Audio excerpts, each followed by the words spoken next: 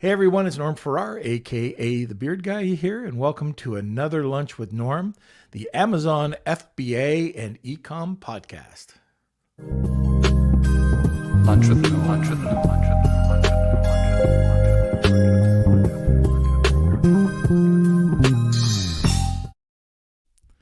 All right, so today we're going to have a first-time guest, Pip Harland, and she is an incredible global business scaling strategist who helps business owners scale up to 7 figures, get this, without burnout. So, Kelsey, where are you? Hello. How would you like Happy to Monday. scale a business? It's something I've been interested in, definitely. I'm open to it. Yeah, I mean, you know what? You get all the guests. You should be starting doing so. How about we have a poll? Should Kelsey start an online business? There we go. Maybe. We could add that to your tasks. There we go. Just add another one to it. All right, sir. Well, you're back from the weekend, so that's kind of cool. That's You're right. actually upstairs. I'm downstairs freezing. Yes, get I'm in the a new heat. place. Yep, that's right. Back for Mother's Day, we had a lovely time this weekend. But yeah, let's jump into it. If you're listening right now, if you could like and smash those like buttons, subscribe to our YouTube channel, Norman Farrar. We do have a fantastic prize today, so I just want to get that out there now. We'll tell you all about it in a little bit. But also welcome Dr. Cause, welcome Juan. It's great to see you guys. How is everyone Simon. doing? How was your Mother's Day weekend? Did you do anything special? And where are you watching from today? We always want to know. So I think that's it. Also, we have a new tab on our website. It's an event tab. So that's something that you can go and see the guests that are coming up about a month in advance that we have right now. So yeah, and I'll put the link in the bio. But I think You've that's been it. a busy little beaver. That's right. Okay, so with that being said, if you have any questions, throw them over onto the right-hand side, and we'll definitely get back to them as soon as possible. I'm still thinking about Kelsey, dressing up like that little beaver. But anyways, sit back, relax, grab a cup of coffee, and enjoy the show. Hey, Pip. Hello, how are you? I'm doing great. What do you think? Should Kelsey, dress up like that beaver? I would love to see that. I would pay I money would to too. see that. Oh man. So, for us that don't know you, can you please give us a little bit of information about who you are and what you do? Yeah, of course. So, as you said, I'm Pip Harland, and I really help business owners scale their business and really focusing on the back end of the business.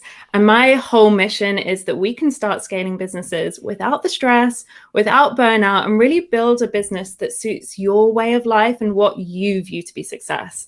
So it's all about systems and building that team out, getting in control of your numbers. That's really my jam. And that's kind of where I came back from. So I came from a corporate consulting background where it was all finance and operations for these massive companies. And I now want to bring that to everyday people who are starting their businesses at home and, looking for their version of work-life balance.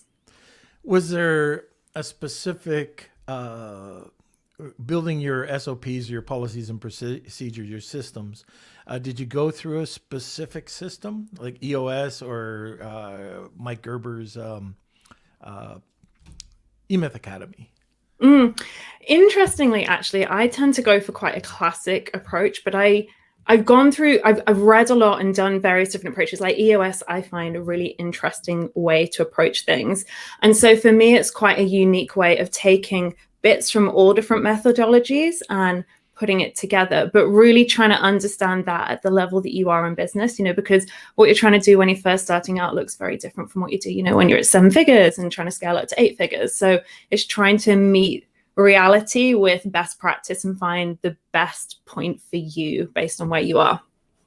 Right. I've always, back in 1995, I talk about this all the time. Probably the biggest pivot point in my career was reading Michael Gerber's the eMyth Academy or eMyth, and then going to the eMyth Academy and learning how to put things together. And from that year forward, I just said, if I can't do things automated and scalable, I wouldn't do it. I mean, it doesn't make any sense to do repetitive tasks or not be able to have them in place, and the training there for somebody else to do. So, yeah, this is going to be interesting because now, I mean, I'm a guy that has a 5-page policy on how to make a cup of coffee. So Love it. I do. I really do. But you know what? I really haven't got into this before. I hope I don't bore anybody that's listening, but I mean, the reasons why I did this, I had a fairly large organization and there was about 23 people that were in the office, mostly into sales, but sales and then sales backup. So the admin side of it. And I went through and I started going through the E-Myth, and then, okay, let's start to build out the mission, build out everything that they put out, I did. So now it came down to setting up your policies and procedures, and I wanted to start on something just, small. And so everybody came in the office, 23 of us were sitting around, and I said, okay, we're going to make a policy on how to make a cup of coffee. And everybody wanted to walk out. I mean, what are we doing? You're wasting our time. But it wasn't a waste of time, because what we found out is, the buy-in, why should we do it? And all of a sudden around the table, people were saying, well, I really get ticked off if I am the last, if I go and grab a cup of coffee and it's burnt. Or we had lots of clients come into our boardroom. If the client came into the boardroom and the coffee wasn't on and they'd have to wait until they have to leave to get the cup of coffee, or if it wasn't fresh, or if there was too much coffee, it was yak, you couldn't drink it, or we ran out, and all these things came down and there was that buy-in. Oh, I get it. I understand. And then it was, okay, let's put the process together. It's not a simple process to put a perfect cup of coffee, to make a perfect cup of coffee. Okay, how many teaspoons or tablespoons do you put in? How much water do you put in? Is there a time where the coffee back in those days would get burnt because, Mr. Coffee sucked, and, it would just burn. There's all these things. Where is it? We couldn't find the coffee. How much do you buy? Pip, I had one person buy a skid, a pallet, a full pallet of, coffee filters, because they thought it would be cheaper than just going to the store and buy. So we had to explain, this is all true. We had to explain, well, buying a skid, a pallet of coffee filters, we could probably buy two, go to the store, buy two. When one is done, you go and get another one, and, and the reporting. Anyways, at the end of the day, it was like I think 20 to 35 step process. We had a sketch where the fridge, where the cupboards were, where everything was. And then at the end of the day, people asked why we did it. They figured it out. And the one thing we had going, and I'm going to let you talk in a second, but I want to explain this to people because they hear me talk about my coffee pot process, is that the one salesman that came in the morning, 5 a.m., they came in from way out of town. They came in to beat the traffic. He didn't drink coffee, but the policy was first person in makes coffee. So the first day of the policy that going into effect, he didn't make it. So I called him, talked to him for a second. I just said, look, I don't want to say his name. We made the policy. We all voted on it. We all agreed on it. This is the buy-in. Everybody bought in. So really, it's not if you drink coffee or not, it's first person in. And he kind of huffed and puffed. Second day, he did the exact same thing. And this guy was making a good bit. Like he was making a good wage. He was my sales manager. And same spiel. And I said, I almost said his name. I don't know. He would not want me to say his name. Anyways, I just said, look, he said, you're not going to fire me over making a cup of coffee, because you had 3 strikes. That was our rule. Mm-hmm. And I said, yes, we are. If you come in tomorrow and you don't make that cup of coffee, unfortunately, that's your last day. And he says, that's crazy. And I said, well, think of it this way. If you can't follow this policy, which is pretty simple, and very simple, how are you going to follow the more complicated policies? And everybody's got to buy in. It kind of kicked in at that point. Never had a problem. He made the coffee every morning. And but something that simple, we had to stick to our 3-strike policy. You know, no screaming, no yelling, but the third time, it's obvious somebody is not buying into our culture. See you later. So I know this is the longest introduction or the longest piece. I am long-winded, but this is long-winded. So Pip, I'm going to let him there. You know what, though? I love that, just as you mentioned at the end, into buying into your culture. And I was thinking about that. I was like, thinking as you're telling your story about all the great reasons for having your systems and, all the various stories I can share with you. But actually, it's the culture point that really hit home to me, because we can talk all we want to talk about when it comes to building that culture.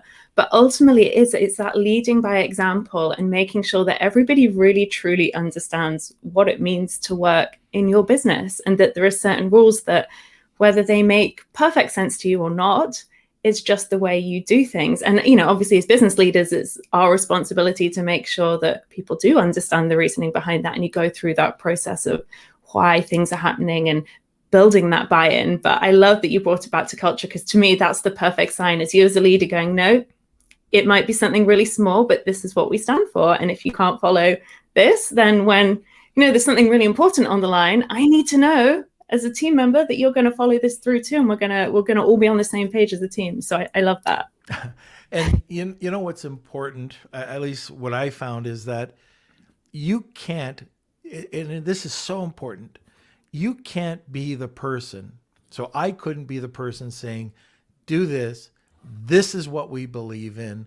That is absolutely, and that's a huge mistake a lot of small or new entrepreneurs do, is they dictate down. This is our culture.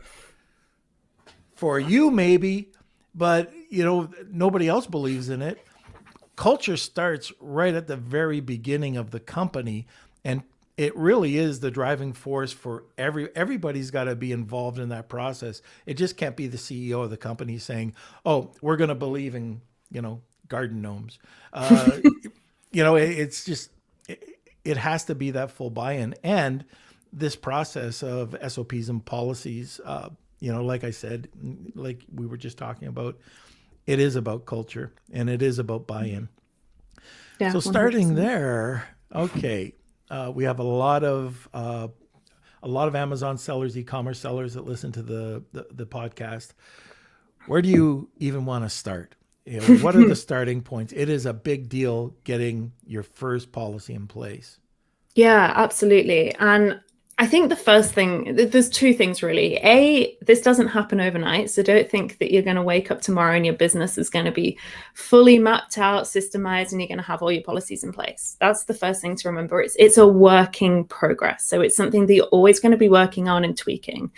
And then the second thing that I think is really important is that when we're thinking about our systems, ultimately, which we then create our documents, our SOPs around and our policies around, that a system is far more than just a piece of software. So often, when we've got a business, we're like, oh, we use X for this, inventory management or whatever it might be. And we think that's the system. But actually, it's more than the piece of software that is the system. The piece of software is just kind of the tool that allows us to map out that system. So for me, I think the first thing to really recognize is try to understand the various different activities that you've got going in your business. And you can just brainstorm these out on a piece of paper. It might be that you've already got this documented somewhere, and then start to work out, right, which of these systems and processes, what are the activities I'm doing again and again and again? And, if you're shipping out your own products, that's something you're doing again and again. Or it might be ordering products. It could be taking your product photos. There's so many things, creating content. And what can you do there? What are these activities that you're doing day in, day out, week in, week out? And how can you then get the way you do it onto paper or onto a recording? And for me, because we work online, I love screen recording our process as a starting point, just to understand what's going on in our process. And then that's the starting point, which you can then dive in and think, right, where can I streamline? Where can I automate? Where can I delegate this out? Can I skip different steps? Do I need to be doing all the process, all these little steps in the process? So that's where I'd really say your starting point should be, is identifying everything going on in your business, then working out which are the ones you're doing all the time, or the ones which are causing you that pain. You're thinking, oh, we're doing this again, could really not do with not doing this again. And then once you've identified them, then start by just really writing down every part of that process. You've got your starting point, and then you can then go into there and work out how you're going to make things look a little bit better. And then from there, obviously, you can start building out your policies behind that and everything, that the sort of more formalized steps that I would say come in as you start to scale, but aren't necessary when it's just you, on your first year of business.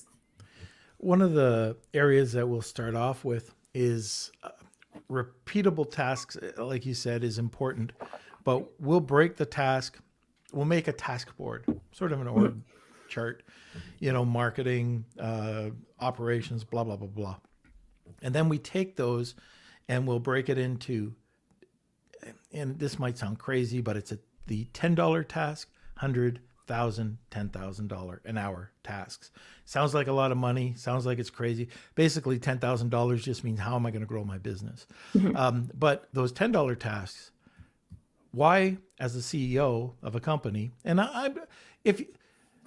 if you're small, like if you've just you just took the course, you're getting into Amazon, you're trying to find your product, you probably just want to make note of this. And so it's important. What are the tasks that I did to get that product? What are the tasks now that is in stock that I did? And you just mark them down. And then it sounds crazy, but put a dollar amount to it. Like, I just have a board that goes, here's my $10, here's my $100. So let's say I'm working with PPC, that might be the $1,000. Networking and business strategy, that's probably the $10,000 tasks. So all the ones in the first two columns are pretty much given away, as fast as possible. Do you have something like that? Yeah, so I always say, look at your like and your good at. So you kind of your delegation matrix.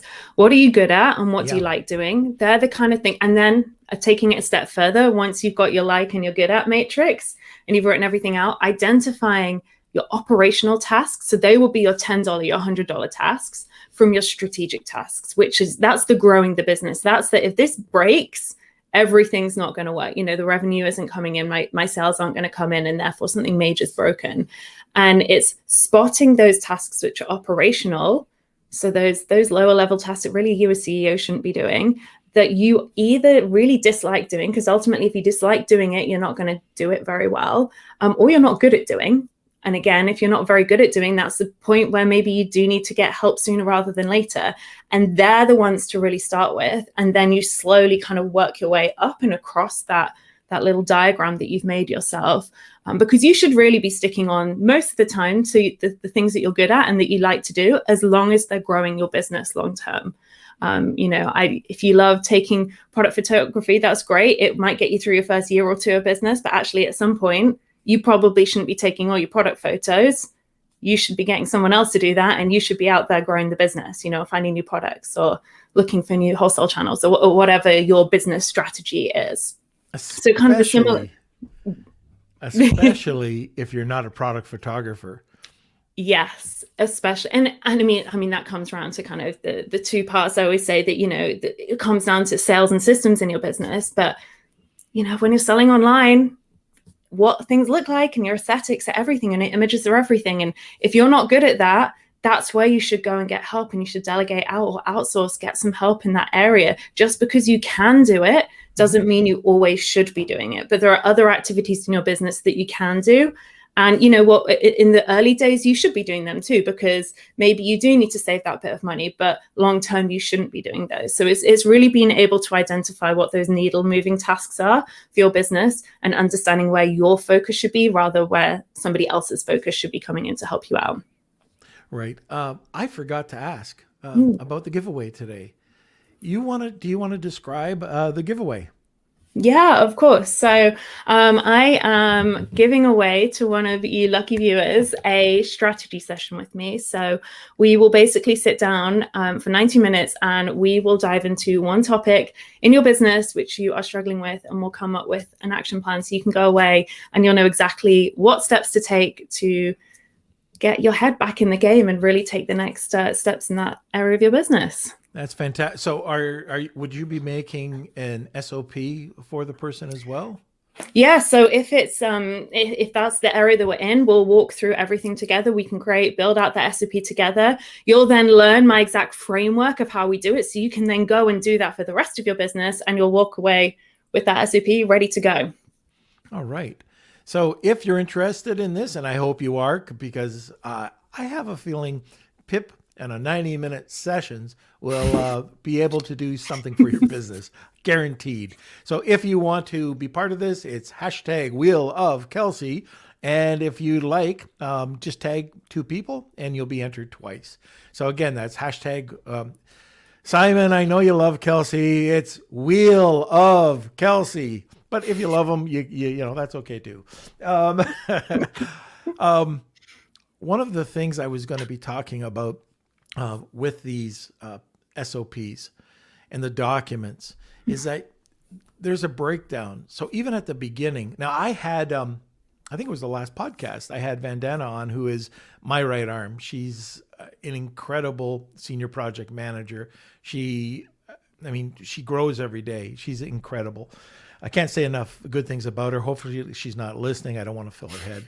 But anyways, I don't know if it was this podcast or in our mentoring class that we showed the actual process that we go through. I don't call it an SOP. I call it a policy or a policy, because when we are breaking down our policy, we're breaking down the buy-in.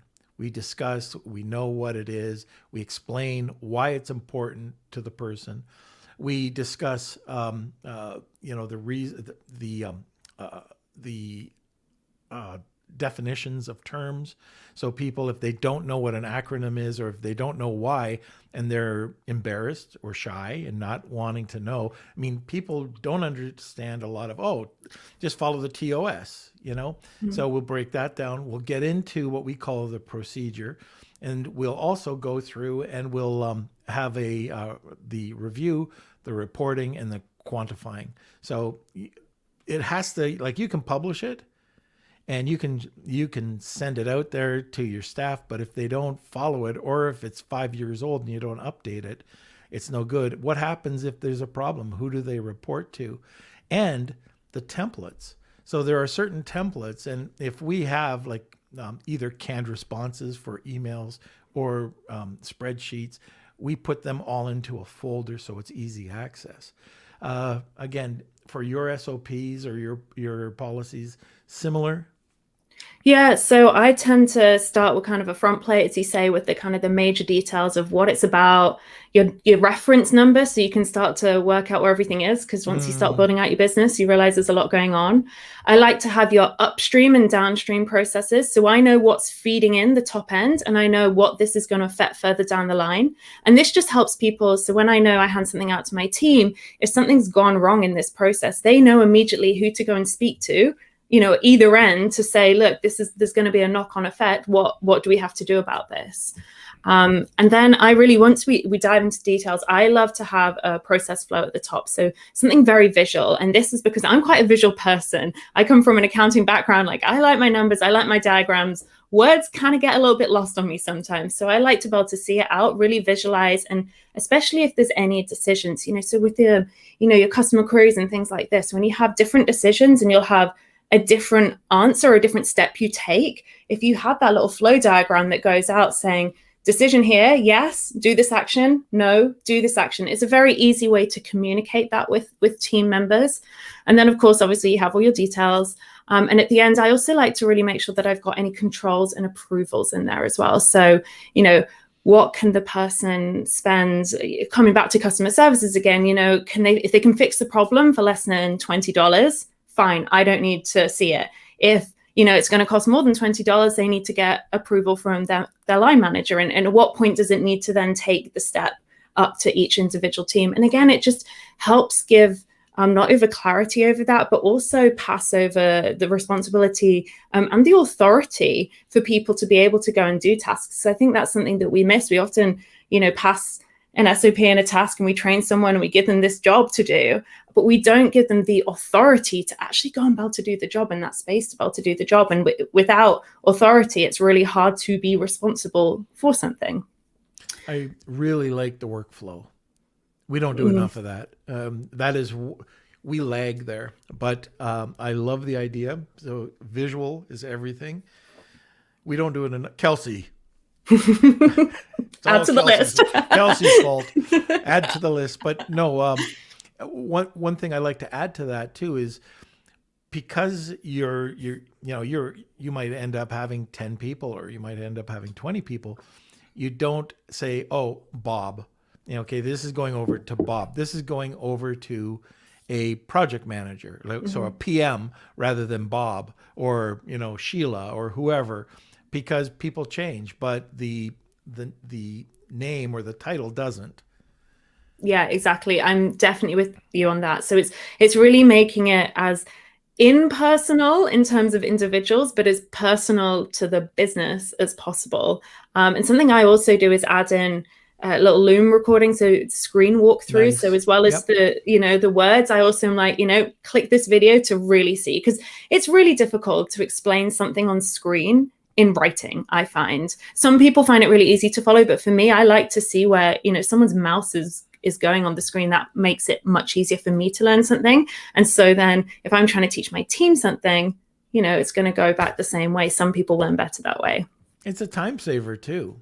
Yeah. At least for an old guy trying to type one finger, And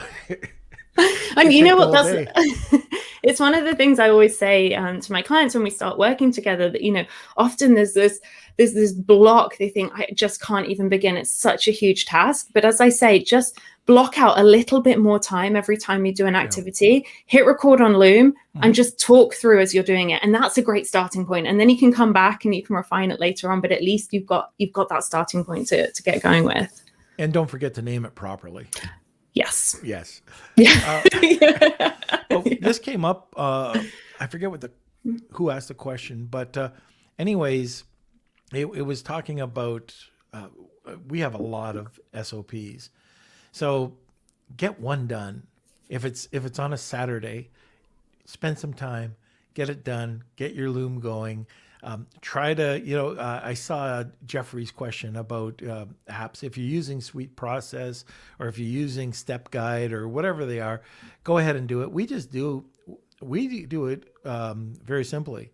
We take screenshots and add it into a Word document. I mean, it's that simple.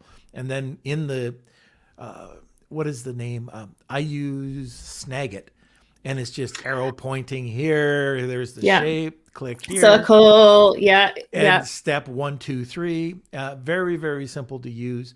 But it's just important. Get one done. And if you hear me, like the last podcast, Vandana was saying, like, we got 400 SOPs. But you know how long that took? And we have trained everybody under Vandana to write SOPs for their department. So get that first one done. If you can get one a week, just one a week, that's 52 processes that you'll have. And you know what? I love how you say about training the team as well. For me, the best person to write your recipe is the person doing the activity. And that's not usually you. And, if you get them to write the activity, it's also helping with buy-in. We come right back to buy-in. And then you can have someone else in the team go through and, look at it and see whether it's easy steps to follow and give feedback. But you're kind of ticking off buy-in and the person who's best at the job, because the person doing it day to day is going to know far better than if I suddenly have to come in and explain to a new team member how to do something that I haven't done for 4 years in my business. I'm going to be pretty bad at doing it compared to the person who's doing it every single day, right? Right. Yeah, I know. Like sometimes I'll be asked questions about something that somebody else is doing, and I haven't a clue what's going on nowadays. I've got to check after the call, figure it out. It comes back to you, but somebody else is doing it. One of the other areas that I find that sometimes when you're writing an SOP, especially at the beginning, that you miss out on is you go very broad. So, okay, you do this, step one. Step two, you don't explain that you had to click 3 times to get to step 2. So it gets very confusing because, again, you're assuming that somebody knows, oh, you click settings, go to manage users, and now you're into that setting. I don't know if everybody loves it, but I love putting more than less steps. And then just if somebody makes a mistake, it's, oh yeah, on step 45, well, what was wrong with it? And then they come back with a solution, but you know exactly where the problem is. Yeah, and even I find the thing with working with the remote team, some of us are on PCs and some of us on Macs. So shortcuts that I use that I've put in my SOPs are different for shortcuts on other systems. So it's even things like that you don't necessarily think about until it comes up. But as you say, put it in, update it, be in that habit of, if you need to make a little change, just go in and update it so everybody's on that same page and all singing to the same hymn tune. Nice. All right. So let's go back to, I'm a new seller. What are the mistakes that I typically would make?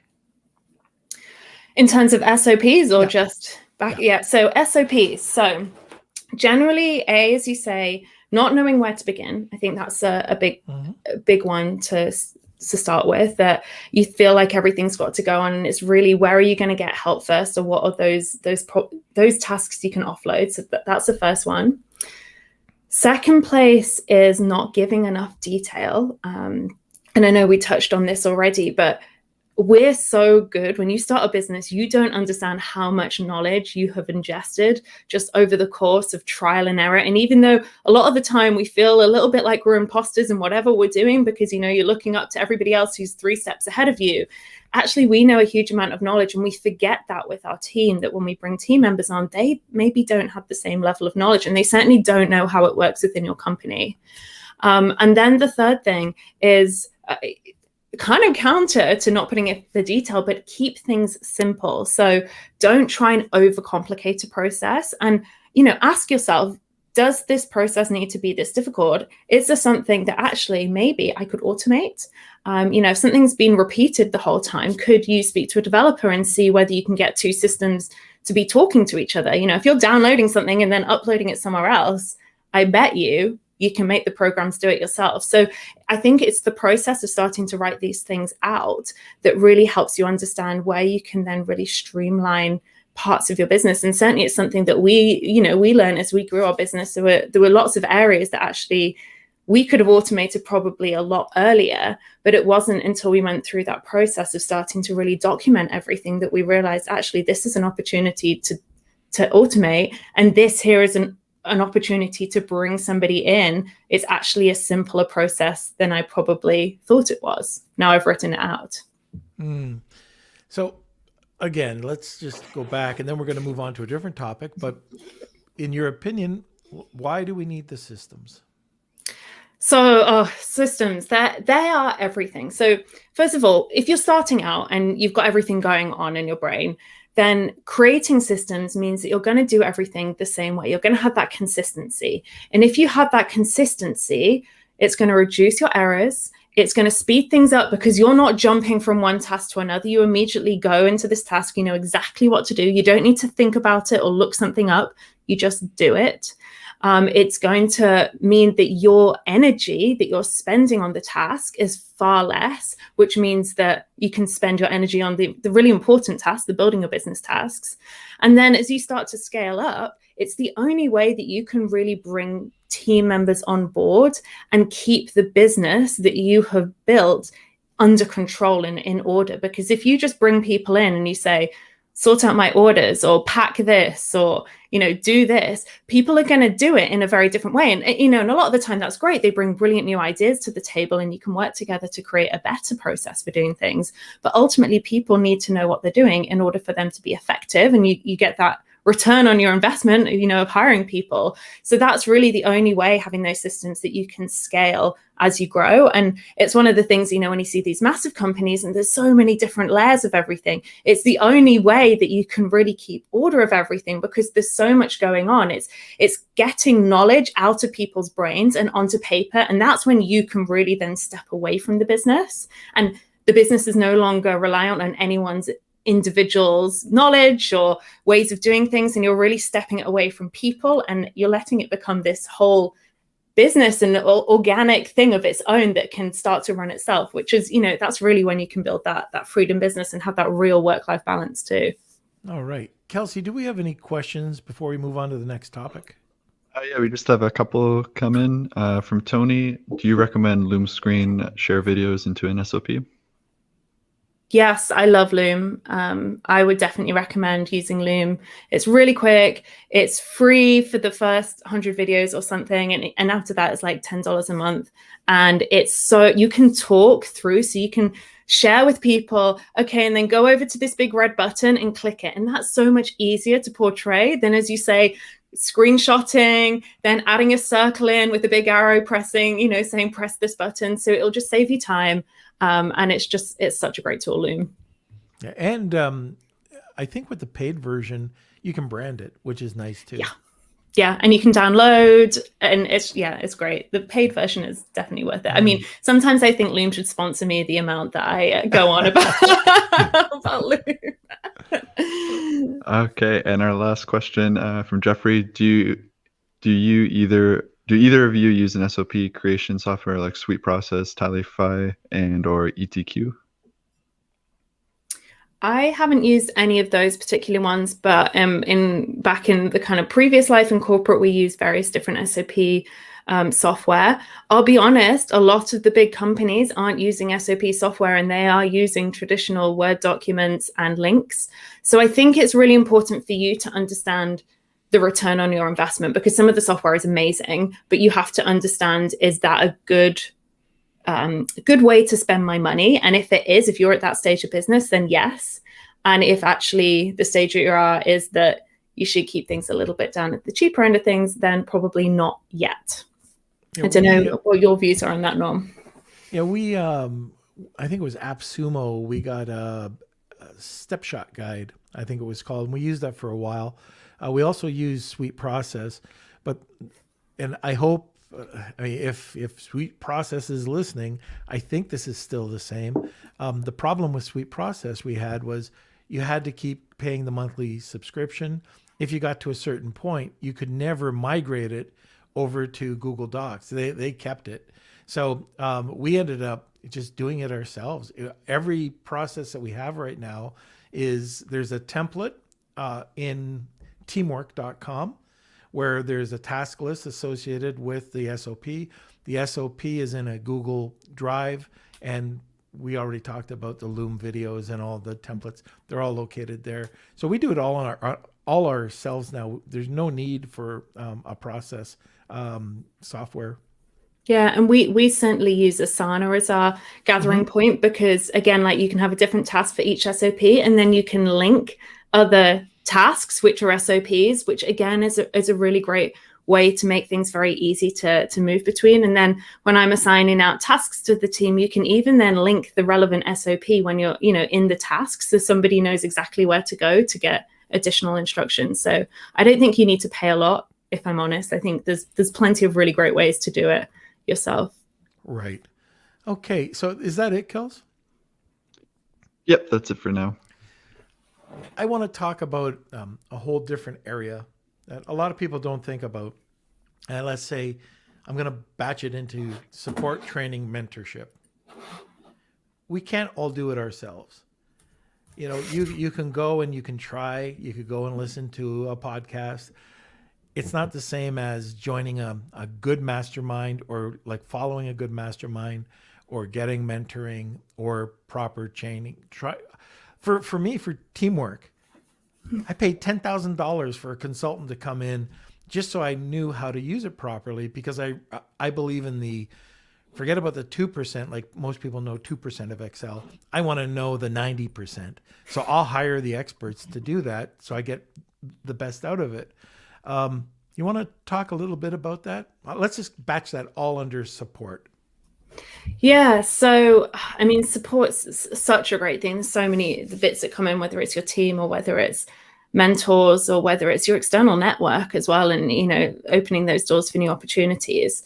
I think being a CEO, being a business owner is this constant growth journey, isn't it? Like every time you feel like you've hit the next step, everybody from the outside who doesn't own their own business and who doesn't really get it looks at you and think, yeah, you've done so well, you've built this, you've built that, but really we're always then striving to get to that next level, and that comes with really understanding ourselves and how we can be the best version of ourselves to bring people, into our teams underneath us, and how we can better develop ourselves. So to me, it's kind of broken into two things. The team element of things, I think it's really important that if you've never had any form of leadership training or management training, that you really understand what, there are key aspects of being a good manager ultimately. But then there's the practice part of it, which goes that there's no, tick box exercise for being a good manager, because everybody's different and you're going to have to adjust your style for every different person and for different teams and for different things that you're doing. So it's having that awareness of what are the basic tools in your toolkit, and where can you get that support, whether that's working with a mentor or reading the right book or going on a course or what have you, and then actually having that day-to-day experience of working with your team and honing those skills as well. And I think that's where being really honest with your team about things that maybe are new to you is really important, and building that trust and that transparency where you can talk about certain things, and invite feedback into how you can improve and how the whole learning cycle develops. But to me, that's really the two things. It's having the toolbox and then actually going out there and practicing it and understanding it. You're not going to be the perfect manager first time around. You're not going to be the perfect leader first time around. And it's this constant journey that you're on. And you will make mistakes. You might get upset. It's one of the kind of golden rules. I try not to get upset. I'm supposed to be, leading the team. But it happens, and then when it happens, you got to figure out why. And for me, I know it's usually stress related if I'm on edge, but I try not to be on edge. The other thing that we try to do anyways, is to train and provide training for everybody on our team. We pay training 1 hour a day for everybody. And it's something that I've been doing since the 90s, probably since the 80s, but you try to learn 1 hour a day of something. And, a lot of people, I can't do it. I can't squeeze it in. Well, figure out, I don't say ever Miss Judge Judy, but, if you're watching a TV show other than Judge Judy, squeeze in that hour, squeeze in a half hour in the morning, squeeze it in at night. I tell that to my kids, always learn an hour a day. And you become that expert in certain fields. But you have to keep chasing that. And then as for the mentoring, if you're an entrepreneur, one of the organizations I highly, highly recommend is EO, Entrepreneur Organization. They're in every major city. You'll be able to bounce ideas in an area where complete confidence, it's like a board of advisors, and learn how to grow your business. There's so many tips, tricks, I have no idea how to do until I started meeting up with people, my peers, to talk about. Learn what your strengths and weaknesses are, and don't play on your weakness. If you need, to learn about something, learn a bit about it, but give it to an expert. I mean, they're going to get it done. So I don't know what more that you want to say on that, but that's just kind of my 2 cents. Yeah, no, I completely agree with you, and I think you bring up that point about training your team. That's something that's so important, and actually something I think as smaller businesses, we can listen to corporate on this one.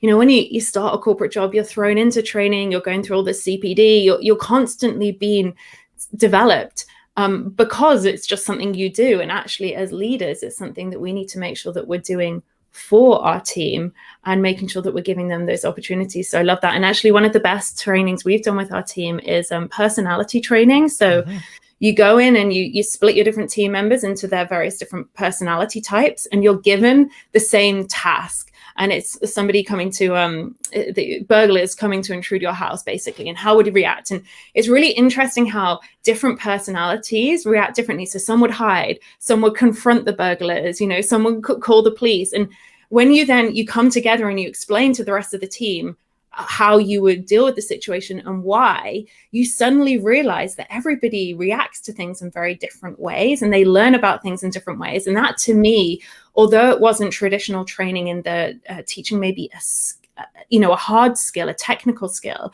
it was a soft skill. That's something that I think it really made our entire team see things in different ways, because it's one of those, those little things that you don't necessarily learn about until you're thrown into the situation and somebody makes you question it. And that to me, what is good training is all about, really. Sometimes you look at, especially the Dan Sullivan, strategic coach, comes to mind. And I remember when it used to be called YEO when I was in. Now it's EO, but how much? I think it was 25 grand or something. Oh my God. Well, and you only meet how many times? But you don't realize the people, the network, the connections, and the training that you get out of it. You're not getting 25 grand. You're getting $250,000. At the end of the day, it could be much higher than that. And it's very tough to part with that money, especially if you're new. And I'm not advising anybody who doesn't have the money to give to a trainer or a consultant to do it. I only work with consult. I look at return on investment. If I can get an expert to do it rather than me, I used to own a grandfather clock company. I can't, Kelsey will tell you, I can't hammer a bloody nail. I hired carvers, I hired wood craftsmen. I can't do any of that stuff. But, we made them for Bulova. They must have been good clocks. But what the heck? All right. So the next thing I want to talk about is hiring on a budget. So we've just talked about this a couple of times on podcasts. You probably haven't heard them. What's your opinion on hiring on a budget? Oh, great question. So I think it's to me, hiring on a budget is really about those starting days when you need help and you're trying to work out how much you can spend, how much you can't. You maybe really don't have the cash to be getting help in. So the first thing I think is really important is to understand where you really desperately need the help and the return on investment you're going to get for getting that help. So there's sometimes no point in bringing somebody in to do something that's quite a fluffy admin task. It doesn't really help grow the business. Even though that might be the bit where you feel you need the help, it might actually be that you need to bring someone in a different place. You're actually going to see that those sales come in because of the person you've hired. And for me, I think we don't hire early enough, if I'm really honest. We don't get support in our business early enough. We tend to do it all, and we get to that place where we finally feel like we're financially comfortable and things are stable. And then it's terrifying making that first hire. And you don't need to start by hiring an employee. You don't need to bring, a full-time team on. I started out with a VA for a couple of hours a week. And at the time, the £400 a month was terrifying. But actually, the amount I got back so quickly, and it's similar to working, with a coach at the highest level, the amount of return that you get back and the fact that you get jobs done, you get that energy back, which I think is really important, that clarity. If you're working so hard all the time, it's really difficult to step back and have clarity on where you really need to focus in the business. And then obviously, if you've got someone coming in, you've got more time to be growing the business out. So I would always say hiring on a budget, focus on, you don't need somebody full time, you can just contract out. There's other options as well, using interns and things like that. Now I'm really a strong believer that people should be paid to work. And so, you should be paying your interns. But a paid intern isn't going to be the same as, $100 an hour or $200 an hour as somebody else, and sometimes you can bring an intern or a college student in to do kind of the more admin or lower level work at a cheaper price point. And you can then bring in the specialist just for those one or two little activities that you really need the expert. So that to me is where I'd begin with hiring on a budget. All right. Kels, is there any, we're going to move to another topic, but any questions? No questions. So if you do have any questions about SOPs, support, finding leadership in your business, hiring, just put them in the comment section as well. Also, I noticed that Marcia was wishing Fatiha happy birthday. So also from Lunch with Norm family, we want to say happy birthday to Fatiha as well. Kels, it's yes? a tradition that you sing Fatiha a happy birthday. At the end of the podcast, we'll do that. All right. Okay. So he committed. All right, Fatiha, so you got to stay on. We do have a question that came in from Rosalind. Yeah. It's a big one. I'll have to be up here for Read this. it because I can't. I had a law firm for 30 years with a routine and many SOPs. I knew exactly how I expected each day to go and the SOPs for the events. I, too, am always learning and reading. I'm new to Amazon. What activities in chronological order, priorities, would you start with and list and then set them up with SOPs? Put in another way, how to identify the pieces and then understand their intersection with each other and then begin SOPs for a team. Well, if you don't mind, Pip, I'll take it from the beginning. Rosalind, if you're taking an Amazon course, they almost lay it out for you. So if you're like, let's say that they're talking about listings or launch strategies or PPC, you could break it down that way. The way that I look at it is and it goes right from the very beginning, every task that you do from day one straight on. So maybe that's competitive analysis or trying to identify a product opportunity. What did you do? Create that Loom video and just, put it into your vault, put it into your folder. And you might never come back to it. It might be one of those tasks that you need to do. But there are other ones, and you can identify these too by either putting them into a ABC priority or ABCD. So that's your $10, $100, $1,000, $10,000 tasks. And you could just kind of file those away, and you could file them away in what they do. So if it's product opportunity, there's a folder there. If it's listing optimization, if it's product launch strategy, if it's PBC or external traffic, you could layer them in there. But for me, what I'll do at the very beginning, we talked about this, we just touched on it, Pip, is the organizational chart. And so these are columns that, all right, what during the day is taking me the most. So it's out of order, but it might be answering feedback. It might be looking at Helium 10. We use Helium 10. Helium 10 for keyword monitoring. Did anything drop? If it did, what is the SOP to bring that keyword back up? Is there anything? You just have to go through your daily routine. Now, to lay it all out, that would be something, and maybe, Kelsey, this is something that we do, is have a checklist. But, these are all the different things that you can do. But every listing is so different. Like doing product images, depending on what category, what infographics you're using, that's one thing. Or putting together the video. We go through the bullets. What strategy are you doing for the bullets? Is it a short bullet? Is it a longer bullet? It's tough to just say this is the overall look. This is the one way of doing it. It's Rosalind. It's very diverse, but there are certain things that you can check. And, making sure that your listing is properly indexed. Again, that's a Helium 10 thing. Is very easy to do. Checking for refunds, something I forget to do all the time. But checking for refunds to make sure that Amazon's giving you your money back. That could definitely be a VA task. Probably one of the things that we could do, because, again, we've got to think about how to put all those tasks in order that could help our group. So thanks for the question. But it is a tough one to answer, Rosalind. I would probably just go through, especially since you're new to Amazon, just kind of list every task that you did so you can refer back to it. And if you do have Loom or Jing or Snagit, use one of those tools to do a quick little video to show exactly what you did. I hope that helps. So she says, that's so helpful. So each listing is equivalent to each case. Yeah, it could be different.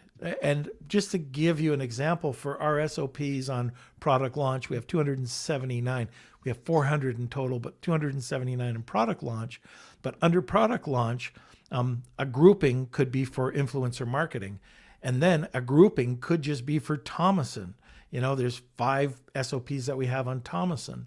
And so within those, I just take those, copy it over to the project, but I don't use all 279 because, that would just be crazy. Vandana would kill me. Okay, so if there's no other questions, and this is great, but let's talk about cash. So I think probably this should be one of those scaling topics. Cash flow. We talk about it a lot. I like to hear your feedback on cash flow. How important is it? Why shouldn't we ignore it? Okay, so cash flow, and this is maybe the accountant in me coming out, but cash flow is so important. And, it's a primary reason that most product-based businesses don't make it past their second year, unfortunately, because we don't manage our cash flow well enough. And, it really is, it's one of those topics which is completely complex and really quite simple when you boil it down to the key things. And it really comes into what cash have you got coming in? What cash is leaving your business? What are you spending your money on? And when is all of this happening? What's the timing around all of this? And so for me, it's really, no matter what stage of business you are, you should be thinking about your cash flow. So what sales you think are going to come in, and you can do this when you're first starting, you can do this in an Excel document and have your expected sales coming in, any loan payments coming in, any money coming in from investors, that might be your own savings going into your business, any form of money coming in. And then also tracking your money coming out. So, the money that you're spending, your cost each month on certain things. And then if you're ordering stock in bulk and you have big stock payments, when do those come out? And that will help you identify where you might have some issues. When is your bank account going to go into the red because your cash out is far greater than your cash in? And when have you actually got a little bit more cash in the bank? And this really helps you make so many decisions around what you're doing. So for instance, if you're deciding whether to pay the annual cost for something versus paying the monthly payment for something, if you've got an idea of when cash is coming in and out of your business and the timing of when you need to make this decision about, are you going to pay up front the $500 for something up front, or are you going to pay $50 per month? And obviously this scales as you get bigger. These payments are often, much larger per month. If you're using Adora or something, paying $500 a month for something. And that helps you make that decision, right? I've got the cash in my bank now. I'm going to pay now and pay for everything for the next 12 months. Or actually, I know that if I make this payment now, I'm going to struggle 6 months down the line. So actually, I want to spread my costs out over the course of the year. And again, it helps you with your tax planning and everything to do with that. But I think that the key thing here is know your cash coming in, know your cash coming out, and know your timing. And whether that's on an Excel spreadsheet or whether you use something like Float as you're growing, it doesn't matter the tool you use, but having that management of it and having that real visibility about what's coming up is so important for you as a business owner. Yeah, and don't lie. I mean, you can lie to yourself all day long, but you got to put in the real costs. And if you like garbage in, garbage out, right? How cliche. But at the end of the day, when I turn on when I get a cash flow report, I want to see if I'm going to be solvent or not. That's it. Do I have to work harder? Do I have to put more advertising? I might have to spend more money to beef up from 1 month, 3 months down the line to be in the black. But I don't know how many times a cash flow statement has just saved my butt because I thought, oh, this is cool. Not realizing that you had this huge inventory payment that was coming out that you had to make up X number of dollars in cash. Yeah, and it's something that we focus so much about profitability, and are we profitable? Are we profitable? And yeah, profitability is also important because you need to be profitable to run a business long term. But you can run a loss-making business for much longer than you can run a business that doesn't have enough cash, because ultimately you can't pay your suppliers with theoretical money. You can't say to them, "Oh, I'm really sorry, I'll pay you in a year's time when I have the cash." It doesn't work like that. And, you might get away here and there. If you know you're going to have issues, you've then got the opportunity to go and speak to people about how you manage the situation. But as you say, it saves your butt, doesn't it? Because something's coming out and you can do something about it. Right. Okay. I'm going to put you in this is a tougher one. Okay. This is like answering Rosalind's question. Okay. For strategic steps. Mm-hmm. Let's talk about actionable steps, like to build that big vision. What do we have to do as online sellers what are the actionable steps to get you to that next level? Yeah. So I think the first thing is to be really clear on what you're trying to achieve. And that doesn't mean I want to have more sales or I want to be the biggest this or rank here. You need to be really clear. Use those SMART goals, be really clear on what you're trying to achieve. And also, I think not only be clear on what you're trying to achieve in your business, but also how that works within your life. Like, how does that actually work in reality? Are you going to be working all the hours? Are you going to be having a team helping you? You've got to get really clear on that end goal, because if you don't have a clear end goal, you can try as hard as you want, but you're never going to get there, because you need that sort of North Star to be guiding you all the time. And once you've got clear in what you're trying to achieve, it's then learning to break that down into those actionable steps. And, I'm really the fan of the 90-minute sprints and doing everything in those 3-month quarters, as I know lots of people are. And, especially if you're kind of an EOS and that side of things, there's various different ways that you can break this down. And to me, it's into 3 months segments. And for each 3-month segment, I'm focusing on one thing in my business and only one thing. I'm not going to be trying to build out an entire team and then build out a whole new wholesale set of channels in one go. I'm really going to focus on one thing.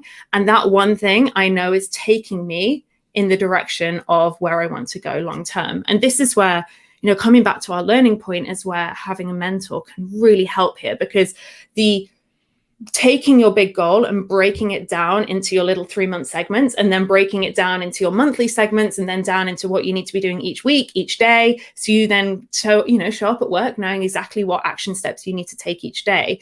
That can be either something that people find really easy, or it can actually be often very hard, because you don't necessarily know all the action steps you need to take. And that's where getting a mentor can really help, because they help you see that bigger vision, or if they've been through that before, they'll be able to identify steps that you're probably not even aware of yet, but you will need to be taking, which you can then factor into your overall plan.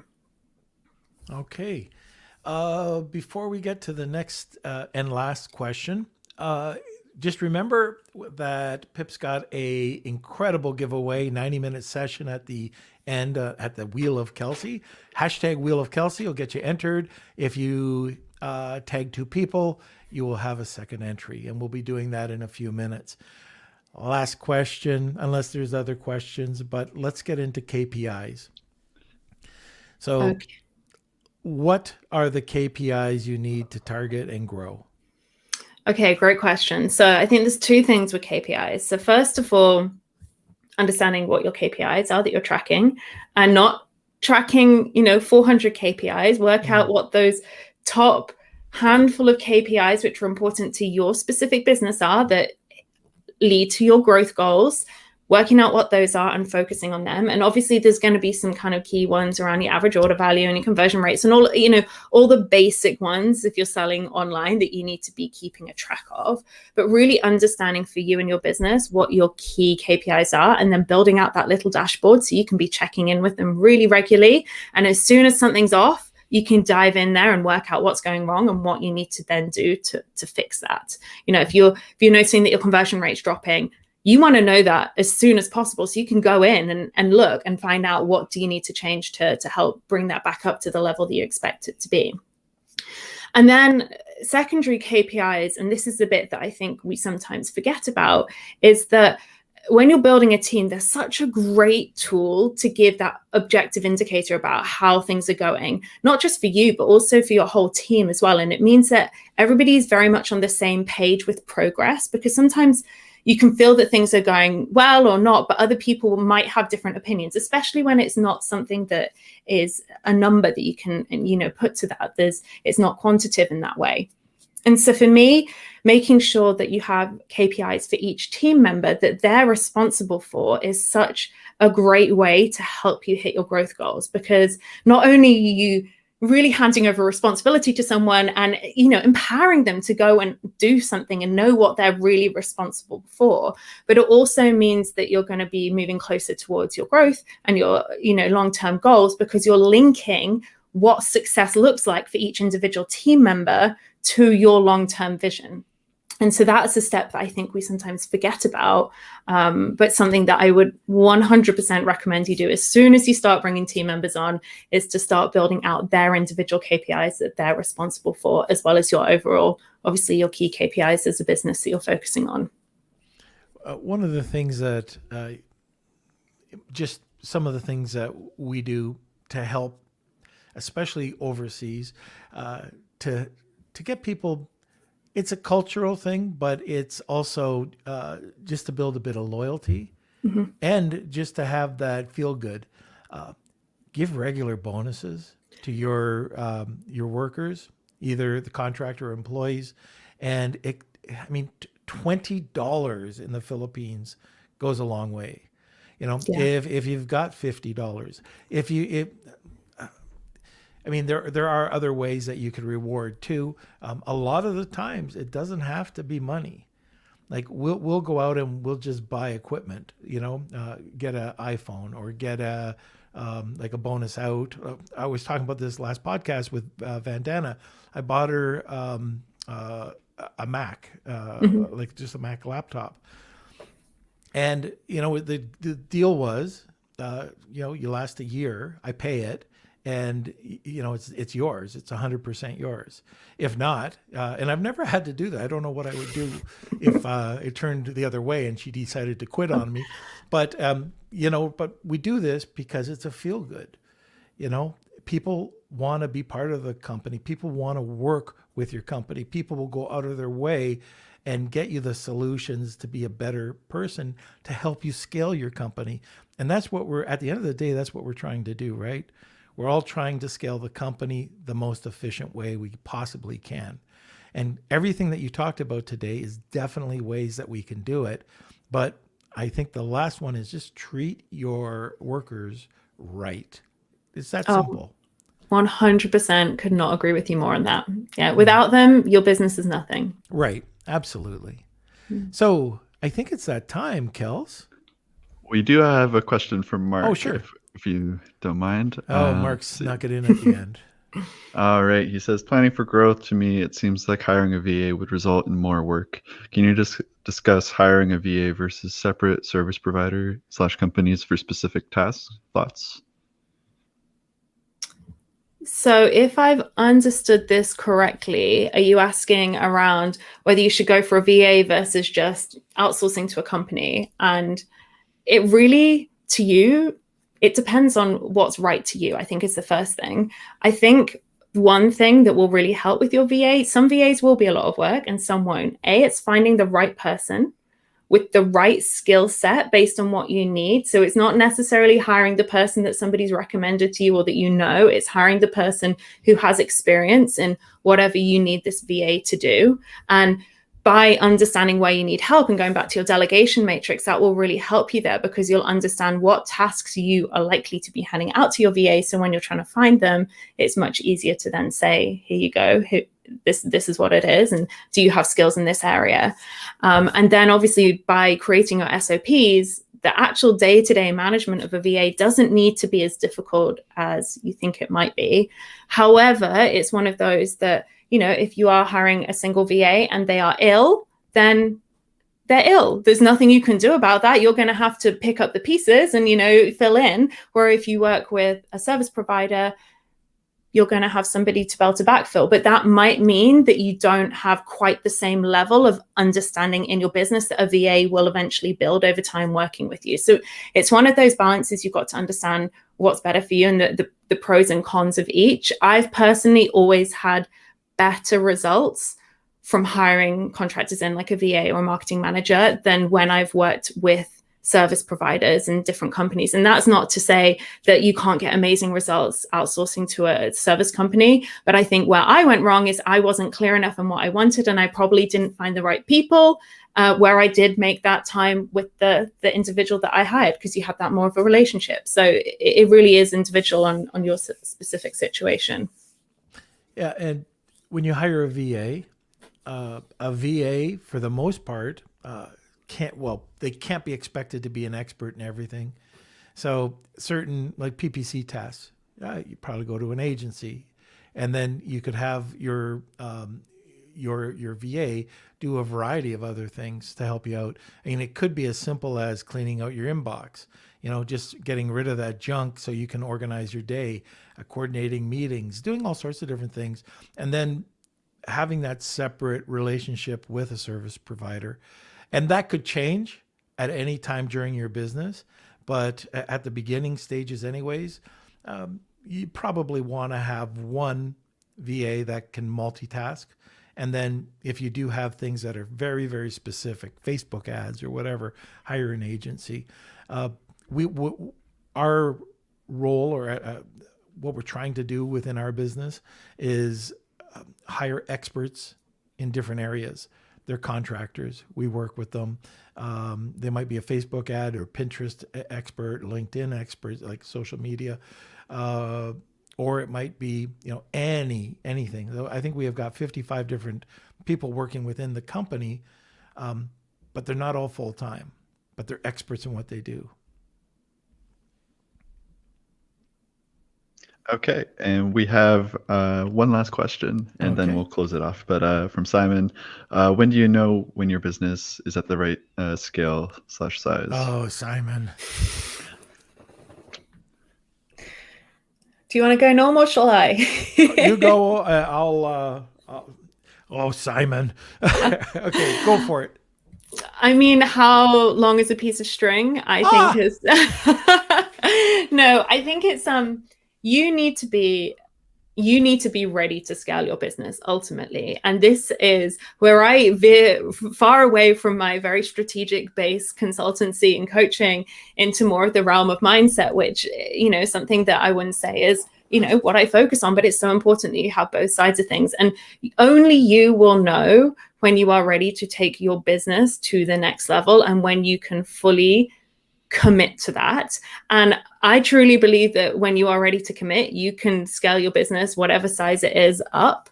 However, to caveat that, make sure that you have consistent sales coming in. If you're really ready to take things seriously, that's the first thing you need to focus on, is getting those consistent sales coming in, because that ultimately is what's going to help you. You're not going to be able to scale to 8+ figures if you don't have sales coming in. But then once you've got those sales coming in, it then really is, are you ready to commit? And if you're ready to commit, you are ready to scale, if that's what your long-term goal is. But actually, if you're quite happy running the business at the size it is, because it gives you work-life balance, then that's okay. You don't have to be the next 7-8 figure business. It's okay to run whatever size business if that's what gives you the life that you want as well. So it's one of those very individual questions, and a tricky question too. So thank you for that one. Yeah, he's mega entrepreneur as well. But anyways, like my 2 cents on that one is, well, first of all, do you want to sell? Second of all, for me, is it on an incline? Is it going to be continuing to grow? If that's the case, great. That's probably a good time to sell. If it's on a bell curve, or if it's starting to trend down, you definitely don't want to sell. If it's something like fidget spinners or whatever that just went right up, then right down, I wouldn't be getting into that market right now. But the other thing, what was the other point? I was talking. Oh, I got it. if you're going to need to take your eye off the ball for a period of time. When you're selling a business, there's probably multiple people listening here. I've been in this situation where I was going to sell a business, and it looked like it. It looked like, letter of intent was done. We're all ready to go. Due diligence came in. Due diligence took 6+ months. It was crazy, and it took my eye off of the ball. I didn't grow my business at the time. It was plateauing, and so that caused an issue. So just think of that when you're going to sell your business, is that, first of all, are you selling on the like on an incline? Do you want to sell it? And then be prepared for due diligence. And that takes time. That could take, and that's why Lil Roberts was on, Joe Valley. Keep your records, keep them immaculate, have your SOPs in place, because the more that you have, the more that you can give over to an aggregator or somebody who's interested in buying your business, the easier it is for them to sell. And the higher the multiple as well. Could be higher multiple. I don't know if you want anything to add to that. Yeah, 100%. It's really about making sure your business is in order. And keeping your eye on the ball, as you said, is such valuable advice, because I think the thing with selling is that it takes so much longer than you think it's going to take. And you're going to be thrown so many curveballs in the process.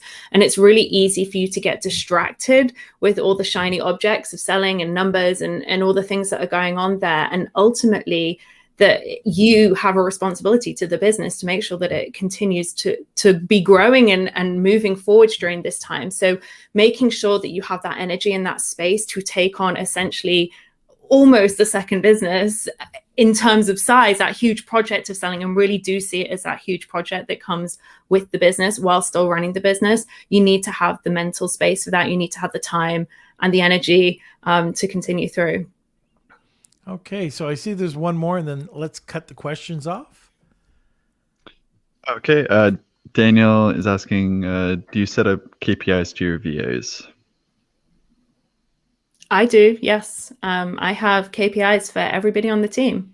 I think, to me, the team is part of my team culture, is everybody knows what they're responsible for. There's that transparency across the team. The only thing that I'll caveat to that is if somebody doesn't hit their KPI, it's not their fault. 9 times out of 10, it's me. I have done something to not support them, whether it's I've not given them enough training, whether it's I've not given them enough support, or I've dropped the ball on something. So the only thing I would say is with the KPIs, when you hand them out to your team, that you are the responsible person for making sure that your team succeeds. So it's about making sure that when things aren't going right, that you step in and support, rather than it being you've done this wrong and therefore you're not good enough to do your job conversation. 100% agree. So I guess we know what time it is. All right, here we go. Just a second. It's time for the Wheel of Health.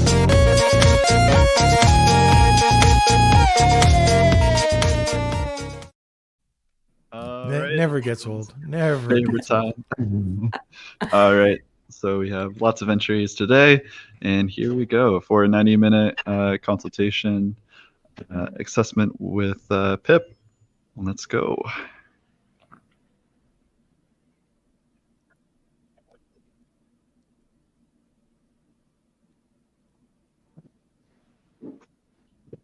Okay, Abu. All right. So Abu, you can receive your prize by emailing me at k@lunchwithnorm.com, and I'll connect you with Pip and get you your prize. Great. Exciting. Congratulations. Yeah, congrats, Abu. I think you're a first-time winner there. So, yeah, that's going to be fantastic. Now, Yeah, excited to work with you, Abu. all right, everybody. So I think this is the end of the podcast. It went long, and I'm glad you were able to stay on, answer all these questions. Hope I didn't back you in the corner too many times. But Pip, thank you for coming on the podcast today. Thank you so much for having me. It's been an absolute pleasure and great conversation. You are very welcome, and hopefully we can get you back. Of course. And All right, one Kels. last thing, how Yep. do we get a hold of you, Pip? Oh, yes. Oh, yes. Great question. So I generally hang out either on Instagram, so just at Pip Harland. I am the only Pip Harland on Instagram, so that's easy. Or you can visit my website, so that's just www.pipharland.com. All right. Thank you, Pip. Okay. And see you later, Pip. And now, Kelsey, Yes. do your thing. Okay, so if you're still watching, if you could please smash those like buttons, share it to anyone who might need some help with setting up their business the correct way. And yeah, if you enjoyed today's episode, if you missed out, if you're just looking for a highlight, you can go over to our YouTube page, Norman Farrar, and you can see all the episodes, all the highlights there as well. And if you're interested in the events, see who's coming up on the website in the coming month. You can go over to lunchwithnorm.com. Well, thank you, Daniel, for reminding me. Oh, yes, the happy birthday song. Okay, are you going to join me? Nope. Oh, okay. I don't know. I'm too old. I'll forget the words. All right. Okay, Fatia. So, happy birthday to you. Happy birthday to you. Happy birthday, dear Fatia. Fatia. Happy birthday to you. Okay. Happy birthday, Fatia. And that was good. Thank you. Thank you. All right. So on Wednesday, we've got Brian Johnson from Canopy, and he's going to be talking about PPC and growing your market share on Amazon. We also have Elena Saras. She was one of our biggest downloads. I guess it was about 6-7 months ago. Anyway, she's going to be coming back on. That'll be always fun talking to her. So just mark those two, Wednesday and Friday, into your calendar. They're both going to be awesome. Brian always brings in a ton of nuggets. I hate that word. But that's it for today. Join us every Monday, Wednesday, Friday, Eastern Standard Time. And thank you for watching. Thank you for being part of a community. I've seen a whole bunch of new people on the podcast today. So thank you for joining us. And thank you for being part of our community. Have a great rest of your day. Lunch with